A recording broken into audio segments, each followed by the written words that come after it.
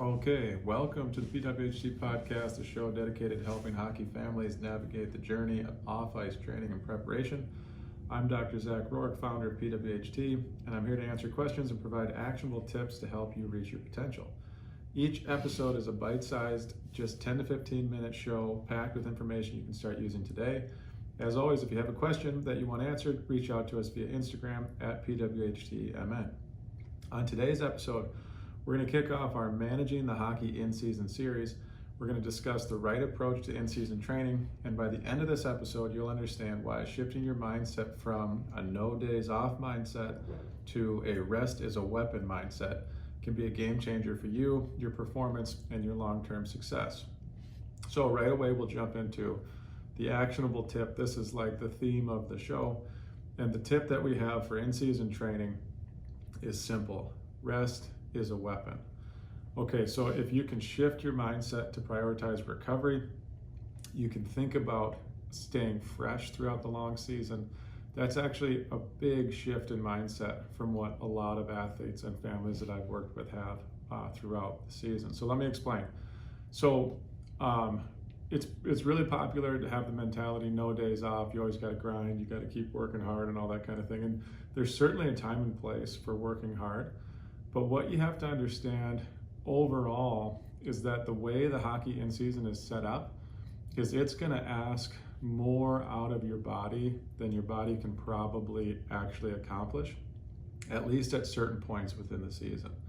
And so instead of thinking about, how can I outwork people, how can I work harder, what you have to think about is how can I balance the amount of work that's required, and that's training, that's practicing, that's working out. That's other things too, that's school, maybe you have other sports, something like that.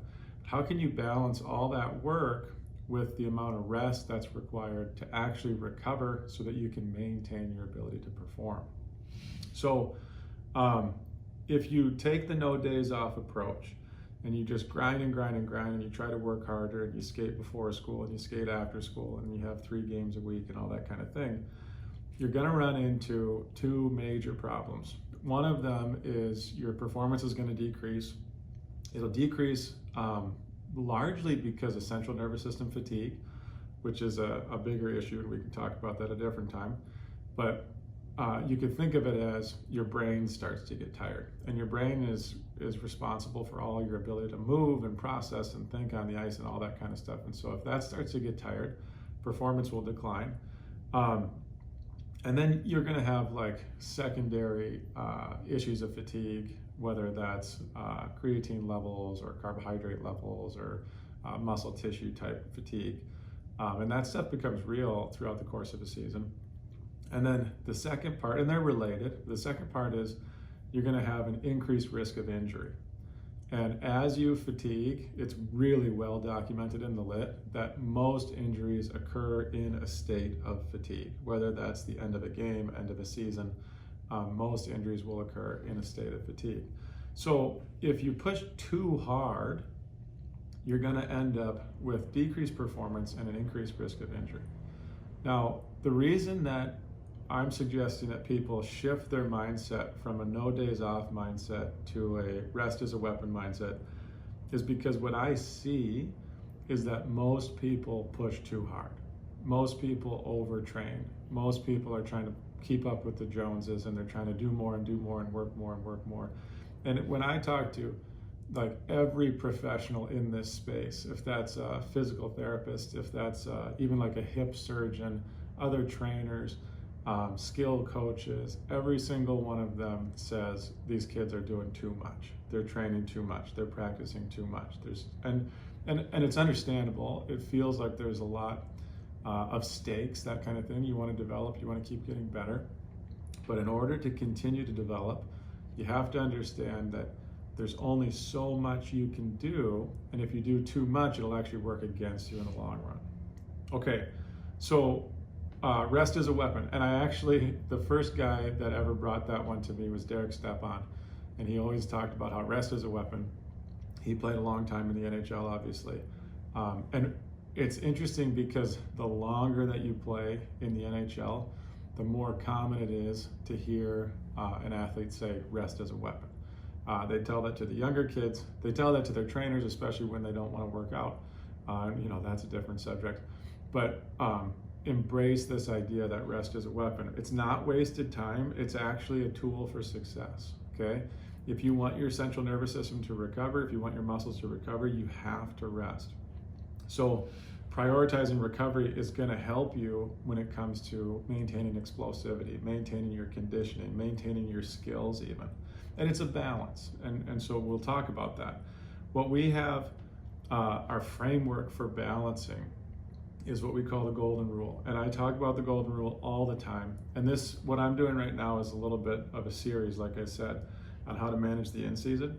And what you're gonna see is this golden rule comes up over and over and over and over again.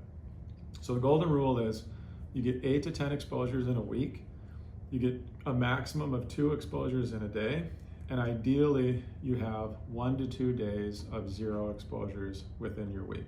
Okay, so first, what's an exposure? An exposure is any time that you're either competing, so a game counts as an exposure, or you're trying to get better at your sport or any sport. So if you're practicing, if you're working out, if you're doing any kind of organized activity where the goal is to get better at your sport, then that's an exposure. And for games, we just count a game as an exposure. And then for everything else, we count it as like 60 to 90 minutes is like 1 exposure. So if you have, some crazy skate or practice that lasts 3 hours, that's probably closer to 2 exposures than to 1. Okay, so I'll say it again. 8 to 10 exposures in a week, no more than 2 in a day, and try to have 1 to 2 days where you don't have any exposures. Now, it's hard to stick to this. There's going to be times where you have a tournament, where you have a practice schedule, where your schedule just doesn't allow you to stick within these bounds, and that's okay. That stuff's going to happen. What you need to do though is you need to adjust for it on the front end, and you need to adjust for it on the back end. So before that tournament, that might mean that we're going to reduce your load a little bit. Instead of an hour-long workout, we're going to reduce it to 30 minutes. Instead of skating for an hour and a half, you're going to skate for 45 minutes in a practice, that kind of thing. Or on the back end, after the practice, or after the tournament, you're going to need to recover. And this is kind of an overview, this is an introduction. The next couple of episodes, we're going to talk more in depth on all these different topics. But the general idea here is the first thing that you do is you count up how many exposures do you have with your games and your practices this week? And then how many exposures do you have left over? And however many exposures you have left over, that's kind of what you can work with when it comes to trying to work out and maintain your different abilities. So if you have extra sessions or extra exposures that are available and you want to maintain strength and power, the general idea for strength and power, and like I said, we're going to have a whole separate podcast on this, but you want to keep your sessions short, relatively short, so 30 to 40 minutes long. That includes the warm-up. You're going to only focus on 3 to 4 exercises, and those are going to be like your biggest, baddest exercises: lower body strength, power, full body explosive rotation. And then you're going to do a limited amount of them, so just 2 sets of 6 to 8 reps. For conditioning, perform 3 to 5 seconds of intense effort. So sprints on ice is best, but you can do them on a bike or you can do them just on land. 3 to 5 seconds of explosive effort, then about 10 seconds of rest. You do 5 to 6 of those, then rest for 60 to 90 seconds, and you repeat for 2 to 6 sets. And that's just hockey-specific conditioning. If you look at the way hockey's played, that kind of mirrors the patterns that you have.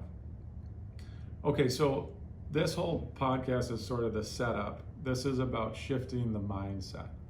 I tried to cover a couple of things that we'll cover in more detail later, but the major takeaway from this one is rest is a weapon, and you want to balance out how much work you're doing with how much time you're spending recovering. If all you do is work and work and work, it will actually make you worse in the short term, in the medium term, and in the long term. And so what we want to do is we want to use the golden rule: 8 to 10 exposures in a week, no more than 2 in a day. And we want to use that as a way to kind of figure out how much extra training we can be doing per week. The major shift in mindset is that it's not being lazy when you're resting. It's actually a tool for success. It's a strategy to actually improve your success, especially when it matters in the third period, in the conference finals, in the state tournament, right? So you want to be fresh throughout the whole season instead of burning yourself out right away. All right, that's what I have for you today. If you're looking to learn more about how you can achieve your hockey goals, visit us at perfectworldhockey.com. While you're there, you'll find more podcast episodes, articles, and resources to support your hockey journey. If you're interested in taking your training to the next level, you can also schedule a consultation. We'd love to learn more about your goals and see how we can help with your off-ice development.